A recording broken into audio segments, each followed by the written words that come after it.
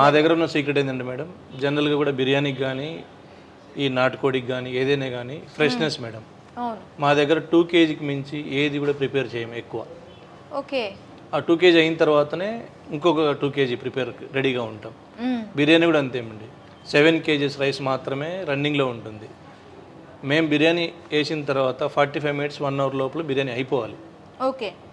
కంపల్సరీగా బ్యాక్ ఎండ్లో ఎప్పుడు వాటర్ రెగ్యులర్గా రెడీగా ఉంటుంది.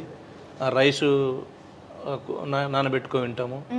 ఆ కుకింగ్ అంతా రెడీగా ఉంటుంది మేడం. మసాలాలు మాత్రం ఎవ్రీ 45 minutesలో మాత్రమే కలుపుతాం. ఓకే. అంటే ఒకసారి 7 kgs పాట్ దింపుతారు. ఆ పాట్ అయిపోయిన తర్వాత మళ్ళీ ఆ 45 minutes నా పాట్ అవ్వడానికి time limit 45 to 1 hour madam. ఒకసారి బిజినెస్ జరుగుతున్న రోజు 1 hour పడుతుంది, లేదంటే 45 minutesలో బిర్యానీ కంప్లీట్ అయిపోతుంది. సర్వ్ అయిపోవాలి కస్టమర్ కి. లేట్ అయ్యే కొద్దీ కొంచెం టేస్ట్ మారిపోతూ ఉంటుంది. ఓ, వేడి వేడిగా తింటేనే ఆ ఫ్లేవర్స్ అనేవి ఎంజాయ్ చేయగలరు అంటారు. నాటుకోడి పులుసుకి కానీ ఇటు గుత్తొంకాయ కూరకి సంబంధించిన ఇది కానీ కంప్లీట్గా డిఫరెంట్గా ఉంది. ఇలా డిఫరెంట్గా ఎలా మెయింటైన్ చేయగలుగుతున్నారు? ఇప్పుడు ఇంట్లో మేడం హోమ్లీ టైప్ మొదటి నుంచి కూడా మా మిస్సెస్ కానీ మా మదర్ కానీ ఇంట్లో ఏ మెటీరియల్ వాడతారు, ఏ క్వాలిటీలో ఎంత వాడతారు అని చెప్పి రెగ్యులర్గా తీసుకొని ఇంట్లో ఎట్లా వాడతామో అంత మాత్రమే తీసుకుంటున్నాం, ఎక్కువ కూడా. ఓకే. దాని ప్రకారమే ఇప్పుడు గుత్తి వంకాయ అంటే కొంచెం పల్లి పౌడర్ మిక్స్ చేస్తాం, నువ్వులు మిక్స్ చేస్తాం, దాంట్లో ఆనియన్ ఎంత వాడతాం, గీ ఎంత వాడతాం అంత మాత్రమే మిక్స్ చేసుకొని ఒక్క కిలోకి ఎంత వంకాయకి ఎంత పౌడర్ యూజ్ అవుతుందో అంత మాత్రమే ప్యాకెట్ కొట్టుకుంటాం. ఇప్పుడు బిర్యానీ అన్నారు, 7 kgs పాట్తో చేస్తామన్నారు. ఇలా ఇప్పుడు గుత్తొంకాయ కర్రీ అండ్ నాటుకోడి కర్రీకి ఇలా లిమిటేషన్స్ ఉంటాయి. ఈ టైంలో ఇంతే వండాలి అనే లిమిటేషన్ ఏమైనా కర్రీస్ కి కూడా ఉంటాయి? ఇప్పుడు గుత్తి వంకాయ అనుకోండి, 1 కిలో మార్నింగ్ మాత్రమే వండుతాం. ఓకే. నాటుకోడి అనుకోండి 2 కిలో మాత్రమే పులుసు పెడతాం. ఓకే. బిర్యానీ అనుకోండి, బిర్యానీ యాక్చువల్గా మేజర్ సెల్ బిర్యానీ ఎక్కడ పోయినా కానీ తర్వాత దాన్ని 7 kgs రైస్గా ఫిక్స్ చేసుకుంటాం. ఇప్పుడు కస్టమర్ డిమాండ్ బట్టి ఈరోజు జనరల్గా కస్టమర్ ఒక 10 to 15 ఐటమ్ మాత్రమే ఎప్పుడు రెగ్యులర్గా ఐటమ్స్ పోతూ ఉంటాయి. దాన్ని మాత్రమే ఎక్కువ మూవ్ చేసుకుంటూ ఉంటాం ఐటమ్స్. దాన్ని బట్టి మాత్రమే ప్రిపేర్ చేసుకుంటాం మేడం. రాయలసీమ మటన్ కర్రీ ఉంది, 2 కిలో వాడతాం అంతే. మటన్ కూడా బాయిల్ చేసుకుంటాం, 2 కిలో బాయిల్ చేసి పెట్టుకుంటాం. అది 2 kilos అంటే ఎంత మందికి సరిపోతుంది? అది అంటే మా దగ్గర కుక్కర్స్ ఉంటాయి మేడం. బ్యాక్ ఎండ్ ఎప్పుడు ఒక 3-4 అసిస్టెంట్ వర్క్ చేస్తూ ఉంటారు. అక్కడ 4-5 plates ఇంకా మనకి బాకీ ఉంది, బ్యాలెన్స్ ఉంది అనుకున్నప్పుడు మాత్రం ఎమ్మడే మళ్ళీ ప్రిపేర్ చేసుకుంటా ఉంటాం. కుక్కర్స్ మీద ఆల్మోస్ట్ 30 minutesలో అయిపోతుంది కుకింగ్ అంతా. 30 minutesలో అయిపోతుంది. ఓకే. అంటే మీరు ఎక్సెస్ ఆఫ్ వర్కర్స్ ని మెయింటైన్ చేయడానికి కూడా కారణం ఇదే మేడం. అంటే ఎక్కడ ఫుడ్ వేస్ట్ కాకూడదు, అట్ ది సేమ్ టైం కూడా వేస్ట్ కాకూడదు అనేటప్పుడు మీకు బ్యాక్ అండ్ సపోర్ట్ అనేది చాలా వర్క్ ఉంటుంది మేడం. అందుకే ఇప్పుడు మేము ఎక్కువ బ్యాక్ అండ్ ఎక్కువ వర్క్ చేస్తూ ఉంటారు పిల్లలు. ఇప్పుడు కొంచెం రేషనల్ మైక్రో ఓవెన్స్ వచ్చినాయి మేడం. 7-8 minutesలో దాంట్లో ఫ్రై అయిపోతుంది. మేము ఆ ఓవెన్స్ కూడా ఒక 3-4 బ్రాంచ్ల్లో ఇప్పుడు ఇంప్లిమెంట్ చేశాము. ఇంకా స్పీడ్గా రెస్పాన్స్ ఎలా ఉంది ఓవెన్లో ఉన్న మేడం. ఇంకా పీస్ సైజ్ కూడా తగ్గదు, మసాలా కూడా చేంజ్ అవ్వదు, కలర్ కూడా చేంజ్ అవ్వదు.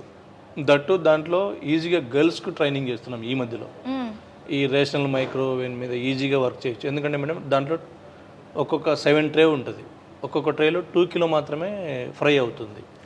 మనం ఒకటేసారి బోన్లెస్ ఫ్రై చేసుకోవచ్చు, కింది ఒక ట్రాక్లో బాయిల్డ్ ఎగ్ ఫ్రై చేసుకోవచ్చు, ఈ మటన్ బాయిల్ చేసుకోవచ్చు, ఆల్మోస్ట్ సంబంధించి రైస్ ఒక 2 kilo పెట్టుకోవచ్చు. అన్నీ ఒకటేసారి ప్యారల్గా కూడా రన్ చేసుకోవచ్చు దాన్ని. ఆ విధానం ఇప్పుడు రేషన్ మైక్రోవేవ్లో వచ్చింది మేడం. దాంట్లో ఇప్పుడు గర్ల్స్కి ఎక్కువ ప్రిఫరెన్స్ ట్రైనింగ్ ఇస్తున్నాం మేడం. దాంట్లో ఎక్కువ ట్రైనింగ్ గర్ల్స్కి ఇస్తున్నారు. ఇప్పుడు మన దగ్గర గర్ల్స్ ఎంపవర్మెంట్కి సంబంధించి ఎంతమంది గర్ల్స్ వర్క్ చేస్తున్నారు? ఆల్మోస్ట్ 50% గర్ల్స్ ఉంటారు మేడం మా దగ్గర. 1000 members వీళ్ళు, 1000 members వాళ్ళు. మీరు చూసుకోండి, కౌంటర్లు కానీ, కీ పర్సన్స్ కానీ, మేనేజర్ కానీ అంతా గర్ల్స్ మా దగ్గర. అంటే ఉమెన్ ఎంపవర్మెంట్ ఇక్కడ కంప్లీట్గా.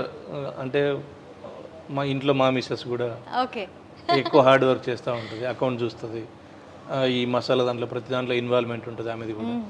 మా అన్న కూడా మొదటి నుంచి కూడా రెగ్యులర్గా దీంట్లో ఇన్వాల్వ్ అయ్యి ఉండి బ్యాక్ ఎండ్లో వర్క్ చేశారు. మా అన్న మా అమ్మ ఇద్దరు కూడా. ఇంకా ఏదైనా చేంజెస్ ఉంటే వాళ్ళ ద్వారా ట్రైన్ చేస్తాం. కంప్లీట్గా ఫుల్ ఫ్లెడ్జ్డ్ గా ముందుకు వెళ్ళాలి అంటే ఖచ్చితంగా family support compulsory family support ఉండాల్సిందే మేడం. మా దగ్గర ఉన్న ఎంప్లాయీస్ కంప్లీట్గా 50% గర్ల్సే మేడం. వాళ్ళకి సపరేట్ అకామిడేషన్స్ కానీ వాళ్ళ రూమ్స్ కానీ ఇక్కడ మీరు వర్కర్స్కి అకామిడేషన్ కూడా ఇస్తూ ఉంటారా? మేమే ఇస్తాం మేడం. కంప్లీట్గా బాయ్స్ సపరేట్, గర్ల్స్ సపరేట్గా ఇస్తాం. ఓకే. మా దగ్గర అందరు మేనేజర్లు గర్ల్సే. ఓకే. అకౌంట్స్ కానీ హెచ్ఆర్ డిపార్ట్మెంట్ అంటే ఇక్కడ వర్కర్స్ను వాళ్ళని రిసీవ్ చేసుకోవడం కానీ కంప్లీట్గా వాళ్ళకి సంబంధించిన ఫెసిలిటీ చూసుకోవడం కూడా అంత గర్ల్సే మేడం మా దగ్గర. వాళ్ళ ఇన్వాల్వ్మెంట్ ఎక్కువ ఉంటుంది. మేమేంటంటే కిచెన్లో మాత్రమే బ్యాక్ ఎండ్ ఓన్లీ వాళ్ళకి ఏం కావాలి ఏం అవసరం ఉంది ఈ రోజుకని వాళ్ళు మాకు ఇన్ఫార్మ్ చేస్తారు, మేము చేసేస్తూ ఉంటాం రెగ్యులర్. ఓకే. అంటే ఇక్కడ నుంచి కిచెన్లో ఏం కావాలి అనేది మీకు రోజువారీ మెనూ డేటా ఇస్తారు మేడం. వాళ్ళు డేటా ఇస్తారు కంపల్సరీగా, అప్పుడే మేము ప్రిపేర్ చేసుకోగలుగుతాం. ఓకే. ఇప్పుడు మీరు అన్నారు కదా ఫస్ట్ ఫైనాన్షియల్ సపోర్ట్ లేదు, ఫస్ట్ స్టార్టింగ్లోని 2004లో చూసేటప్పుడు నాకు ఫైనాన్షియల్ స్టేటస్ కొంచెం తక్కువ, నేను మళ్ళీ బ్యాక్ వెళ్ళిపోయాను, అక్కడ కూడా ఏం చేయలేకపోయాను, సో మళ్ళీ బ్యాక్ రావాల్సి వచ్చిందని చెప్పారు. ఆ టైంలో మీ ఫ్యామిలీ మెంబర్స్ని అడిగినప్పుడు ఇలా చేస్తాను, రెస్టారెంట్ అనేది హైదరాబాద్లో బాగుంది, అక్కడికి వెళ్ళి చేస్తా అంటే మీ ఫ్యామిలీ సపోర్ట్ అప్పుడు ఎలా ఉంది స్టార్టింగ్లో? అప్పుడు మాకు ఫైనాన్షియల్ మా అగ్రికల్చర్ ఫ్యామిలీ మేడం మేము జనరల్గా. అప్పుడు రీసెంట్గా మా అన్న మ్యారేజ్ చేసుకున్నాడు. ఓకే. మా వదిన వాళ్ళ సపోర్టు అప్పుడు వాళ్ళు ఫైనాన్షియల్గా సపోర్ట్ చేశారు మాకు. వావ్. మా వదిన ఇది చాలా గ్రేట్ థింగ్ అండి యాక్చువల్లీ. అప్పుడు కొత్తగా బిజినెస్ స్టార్ట్ చేస్తామంటే వాళ్ళు మాకు ఫైనాన్స్ చేసి అప్పుడు మా బ్రదర్ ఇన్వాల్వ్మెంట్ లేదు స్టార్టింగ్లో. ఎప్పుడైతే ఫైనాన్స్ చేసి నన్ను కొంచెం ముందుకు వచ్చిన తర్వాత అతను కూడా ఫుల్గా ఇన్వాల్వ్మెంట్ చేశాడు. సెకండ్ బ్రాంచ్ నుంచి అతను ఇన్వాల్వ్ అయ్యాడు మేడం. ఓకే. ఫస్ట్ బ్రాంచ్ ఎక్కడ పెట్టారు? First branch Panjagutta madam. Panjagutta. And మంచి మంచి హోటల్స్ కూడా అక్కడ పంజాగుట్ట సర్కిల్లోనే మనకు కనిపిస్తుంటాయి. అప్పుడు మన ఇది ఇంట్రడ్యూస్ చేసేటప్పుడు అప్పుడు జనాలు ఎలా రిసీవ్ చేసుకున్నారు? అప్పుడు ఎందుకంటే మేడం 2004లో వైఎస్ఆర్ గారు సీఎంగా ఉండే. CM campus near to Panjagutta. రెగ్యులర్గా బిర్యానీ ఎంత అక్కడ రాయలసీమ నుంచి వచ్చేవాళ్ళు జనరల్గా అంతగా ఇంట్రెస్ట్ చూపించేవాళ్ళు కాదు. మాది హోమ్లీ స్టైల్ రాయలసీమ ఫుడ్ అనేటప్పటికి నాటుకోడి రాగి ముద్ద కాబట్టి అక్కడ వెళ్ళిన ఉంటాడు. ఏదైనా రాగి ముద్ద కావాలన్నా జొన్నొట్టె కావాలన్నా కృతంగా పోవాలని అప్పుడు సీఎం దగ్గరికి సీఎం రిలీఫ్ ఫండ్ కోసం వచ్చేవాళ్ళు, సీఎంను కలిసినీకి వచ్చేవాళ్ళు. కంప్లీట్గా వైఎస్ఆర్ కలోనీకి వచ్చేవాళ్ళం. కంప్లీట్గా మన రెస్టారెంట్కి నియర్ టు కాబట్టి దగ్గరగా ఈజీగా అట్రాక్ట్ అయిపోయాను మేడం నేను ఆ టైంలో. ఓకే. ఇప్పుడు రాగి ముద్ద గురించి మాట్లాడుకుందాం అండి. మసాలాల గురించి అయిపోయింది. ఈ రాగి ముద్ద అనేది ఓన్లీ రాయలసీమకు సంబంధించి ఒక ట్రెడిషనల్ ఫుడ్. సో ఇది ఇక్కడ ఇంట్రడ్యూస్ చేసినప్పుడు ఎలా అనిపించింది? దీనికి కూడాను మీరు ఏమైనా క్వాంటిటీస్, దీనికి కూడా క్వాలిటీ మెయింటెనెన్స్ ఇలాంటివి ఏమైనా ఉంటాయా? కంపల్సరీ ఉంటుంది మేడం. ఇప్పుడు కర్ణాటక రాగి ముద్దకు మనకు చాలా డిఫరెన్షియేషన్ ఉంది. కర్ణాటక ఏంటంటే ఓన్లీ రాగి పౌడర్ మాత్రం మిక్స్ చేసి హాట్ వాటర్ చేసేవాళ్ళు. అది కొంచెం హార్డ్గా ఉంటుంది మేడం. కొంచెం తినడానికి కొంచెం మింగడానికి కూడా కొంచెం ఇబ్బందిగా ఉంటుంది. దీంట్లో మేము రాగి ముద్దలో కొంచెం రైస్ మిక్స్ చేసి 40% రైస్ 60% రాగి పౌడర్ ఈ రెండు మిక్స్ చేసి కలపడం వల్ల స్మూత్నెస్ పెరిగింది మేడం. దాంతోపాటు కొంచెం గీ మిక్స్ చేస్తాం. దీంట్లో కలిపే రైస్ కూడా కర్నూలు సోనా రైస్ అయితే బాగా స్మూత్గా ఉంటుంది. అందువల్ల కొంచెం సాఫ్ట్నెస్ పెరిగింది. ఎప్పుడైతే సాఫ్ట్నెస్ పెరిగిందో దీనికి ఫుల్ కాల్షియం ఫుడ్ మేడం. అందువల్ల ఎక్కువ లైక్ చేసి బాగా ఇంపార్టెన్స్ ఇస్తుంది తినడానికి. సాఫ్ట్నెస్ ఎప్పుడైతే పెరిగిందో అందరు లైక్ చేస్తారు మేడం. అంటే రాగి ముద్ద అనగానే నేను ఏమనుకున్నా అంటే ఓన్లీ రాగులు పిండి మాత్రమే ఉంటుంది అనుకున్నాను. 40% రైస్ అంటే రైస్ కూడా నూకల్లా చేసేస్తారా లేకపోతే రైస్ నూకల్ని జావగా తయారు చేసి ఫస్ట్ నూకల్ని బాయిల్ చేసుకున్న తర్వాత కంప్లీట్గా మ్యాష్ చేసిన తర్వాత అప్పుడు రాగి పౌడర్ మిక్స్ చేసి కలుపుతాం. దానికి కాంబినేషన్గానే పల్లీ పచ్చడి. ఆ పల్లీ పచ్చడి మంచి కాంబినేషన్గా ఉంటుంది వెజ్. అదేమో మనం కాంప్లిమెంటరీ కింద ఇస్తాం కస్టమర్కి. రాగి ముద్దతో పాటు కాంప్లిమెంటరీ.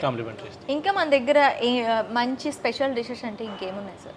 Head curry madam. తలమాంసం, పాయ, కంజు.